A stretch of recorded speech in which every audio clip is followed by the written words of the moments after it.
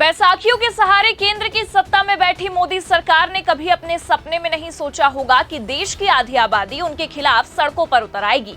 जी हां, सुनकर चौंकिए मत, ये बिल्कुल सच है। 9 जुलाई यानी कि आज 125 करोड़ की आबादी वाले देश की लगभग 25 करोड़ से भी ज्यादा की आबादी ने मोदी सरकार के खिलाफ भारत बंद करने का आह्वान कर दिया है और मोदी सरकार की चूल्हे भी हिलाकर रख दी हैं, जिसके बाद बवाल खड़ा हो गया है। नमस्कार, आप देखना शुरू कर चुके हैं 4 PM न्यूज नेटवर्क और मैं हूं आपके साथ प्रगति ठाकुर। दरअसल आपको बता दें कि एक तरफ मोदी सरकार नीतीश नायडू के सहारे सत्ता हासिल करके देश की आम जनता पर हुकूमत चलाने की कोशिश कर रही है, तो वहीं दूसरी तरफ खुद सरकार के खिलाफ आज यानी कि 9 जुलाई को भारत ठप का नारा लग चुका है। जानकारी के हिसाब से लगभग 25 करोड़ लोग आज सरकार के खिलाफ सड़कों पर हड़ताल के लिए उतर रहे हैं। खबर भी देखिए हमारे पास मौजूद है, जनसत्ता की, इसमें लिखा भी है, भारत बंद है, सड़कों पर आगजनी, रेल पटरी और स्टेशन पर प्रदर्शन, दुकानें मॉल बंद, डाक और बिजली सेवाएं प्रभावित। तो देखा आपने किस तरह से सरकार के खिलाफ अब देश की जनता का गुस्सा फूट रहा है।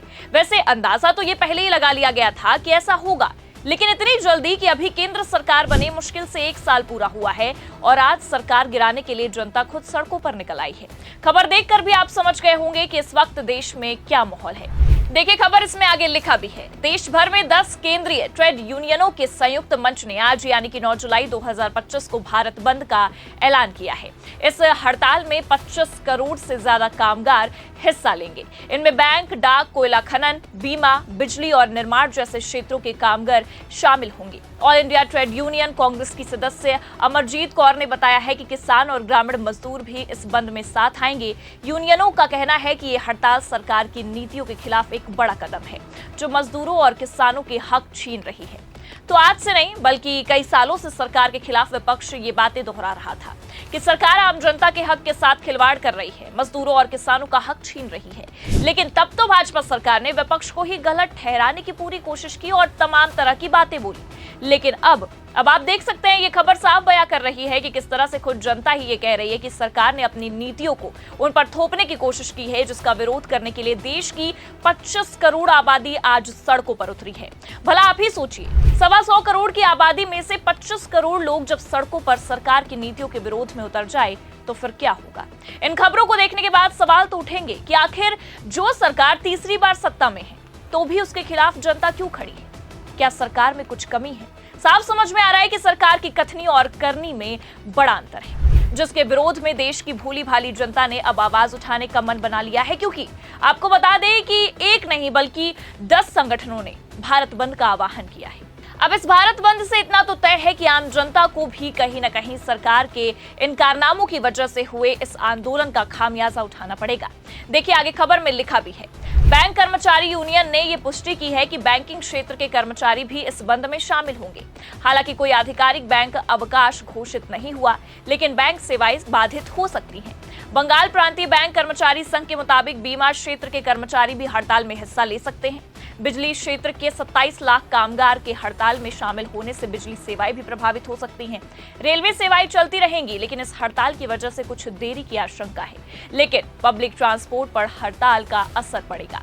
स्कूल और कॉलेज सामान्य रूप से खुले रहेंगे क्योंकि कोई छुट्टी घोषित नहीं हुई है। ट्रेड यूनियनों ने बेरोजगारी दूर करने, मनरेगा में काम के दिन और मजदूरी बढ़ाने और ज्यादा रोजगार सृजन की मांग। तो अगर इस खबर को कायदे से देखा जाए, इस जानकारी को कायदे से समझा जाए, तो इस हड़ताल की वजह से हर सेक्टरों में दिक्कतों का सामना करना पड़ सकता है आम जनता को। और सबसे बड़ी बात यह है कि हड़ताल पिछले 2 दशकों में होने वाली सबसे बड़ी हड़ताल होगी, क्योंकि सीधा सीधा देश की इतनी बड़ी आबादी का सड़कों पर सरकार के खिलाफ उतर जाना अपने आप में कोई छोटी बात नहीं है। हालांकि आपको बता दें कि इससे पहले भी 2020 में, 2022 में और 2024 में भी भारत बंद बुलाए गए थे, लेकिन इस बार 2025 का ये भारत बंद हड़ताल कई मायनों में काफी खतरनाक है और जो सरकार के लिए किसी मुसीबत से भी कम नहीं होने वाला है। क्योंकि एक तरफ आपको ये भी बता दें कि खबर ये सामने आई है कि बिहार की सड़कों पर चुनाव आयोग के खिलाफ चक्का जाम शुरू हो चुका है।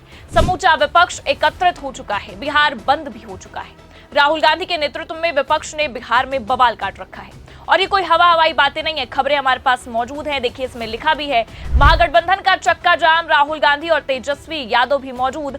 आगे खबर में बताया भी गया है कि एक तरफ देश भर में केंद्रीय श्रमिक संगठनों ने आज भारत बंद बुलाया, वहीं बिहार में इंडिया गठबंधन ने भी चक्का जाम किया है। ट्रेड यूनियंस 25 करोड़ श्रमिकों को लेकर भारत बंद की कमान संभाले हुए हैं। बिहार में महागठबंधन के चक्का जाम का बड़ा असर भी दिख रहा है। बिहार की राजधानी पटना को जोड़ने वाले महात्मा गांधी सेतु को पूरी तरीके से बंद कर दिया गया है। यहां सड़क के दोनों ओर गाड़ियों की लंबी लंबी कतारें यानी कि लाइन लगी हुई है। जिनके ट्रेन एवं प्लेन का टिकट है, वे लोग अपने कंधे पर सामान लिए कई किलोमीटर पैदल ही जाने को मजबूर हो गए। तो कहीं ना कहीं सरकार की करतूतों से आम जनता इस हड़ताल से प्रभावित हो रही है। हालांकि इन सबके बाद ये साफ दिखाई दे रहा है कि सरकार के विरोध में अब बिहार क्या पूरे भारत में भयंकर बवाल मच चुका है और जनता सड़कों पर है। और सबसे बड़ी बात यह भी है कि इस बार सरकार को खुद के बचाव के लिए कोई वैलिड पॉइंट भी नहीं मिल रहा है। हाँ, वो बात अलग है कि बिहार में प्रशासन फुल ऑन एक्टिव मोड में है। खबर है कि बिहार में विपक्ष को आगे बढ़ने से रोकने के लिए नीतीश सरकार के प्रशासन ने भी मोर्चा संभाल लिया है। लेकिन ये तस्वीरों से भी आप समझ गए होंगे कि विपक्ष के आगे खुद प्रशासन भी फीकी पड़ रही है और चुनाव आयोग के खिलाफ ये आंदोलन और गहराता जा रहा है। हालांकि आपको बता दें कि सबसे खतरनाक तस्वीर मोदी के खिलाफ है। प्रधानमंत्री मोदी और उनके इस भाजपाई तंत्र के खिलाफ जो भारत बंद है, उससे जो निकलकर तस्वीरें सामने आ रही हैं, वो साफ दिखा रही हैं कि इस वक्त भारत में भयंकर बवाल हो रहा है। क्योंकि शुरू में ही हमने आपको खबर में दिखा दिया था, भारत बंद या भारत ठप का असर ये दिख रहा है कि कहीं आगजनी की तस्वीरें निकलकर सामने आ रही हैं, कहीं पर तोड़फोड़ हो रहे हैं। हर जगह माहौल अलग ही नजर आ रहा है। पूरे भारत में इस तरह के माहौल दिख रहे हैं क्योंकि कहीं ना कहीं सरकार की नीतियों के खिलाफ अब केवल विपक्ष नहीं बल्कि खुद जनता ने भी मोर्चा संभाला है और सरकार पर खुद गंभीर आरोप लगा रहे हैं। खबर देखिए, इसमें लिखा भी है। ट्रेड यूनियनों का यह दावा है कि उनकी चिंताओं को लगातार नजरअंदाज किया गया है। उन्होंने पिछले साल श्रम मंत्री मनसुख मंडाविया को 17 सूत्रीय मांगों का एक चार्टर सौंपा, लेकिन उनका कहना है कि इन पर कोई गंभीर प्रतिक्रिया नहीं हुई है। यूनियन फोरम ने कहा है कि सरकार ने देश की कल्याणकारी राज्य की स्थिति को त्याग दिया। ये विदेशी और भारतीय कंपनियों के हित में काम कर रही है। ये उन नीतियों से स्पष्ट है कि जिनका सख्ती से पालन किया जा रहा है। तो जो आरोप विपक्ष लगाता आया है, जो सच विपक्ष बोलता आया है आज तक, सरकार की नीतियां केवल अमीरों को और अमीर बनाने वाली हैं और गरीबों को और गरीब बनाने वाली हैं। बल्कि इससे हमेशा सरकार ने मुंह मोड़ा है। आज खुद देश की आम जनता भी यही कह रही है और केवल कह ही नहीं रही है, इस पर तो इस बार सरकार के खिलाफ सड़कों पर जनता उतर चुकी है। मोदी सरकार और भाजपाइयों के खिलाफ भारत ठप का आह्वान भी कर चुकी है, जो अपने आप में अब बैसाखियों के सहारे बनी मोदी 3.0 सरकार को हिलाने के लिए काफी है। क्योंकि 125 करोड़ की आबादी में 25 करोड़ से ज्यादा की आबादी अब सरकार से नाराज हो चुकी है, जो ये साफ दिखा रहा है कि अब मोदी सरकार की उल्टी गिनती भी शुरू हो गई है। फिलहाल जिस तरह की तस्वीरें पूरे भारत से निकलकर सामने आ रही है, इस पर आप क्या सोचते हैं? इस पूरे मामले पर, भारत बंद पर आपकी क्या राय है? अपनी राय कमेंट करके जरूर बताएं। ये खबर आपको कैसी लगी, लाइक और शेयर जरूर करें और अगर चैनल पर नए हैं तो सब्सक्राइब और ज्वाइन करना ना भूलें। देखते रहिए 4 PM न्यूज नेटवर्क। नमस्कार।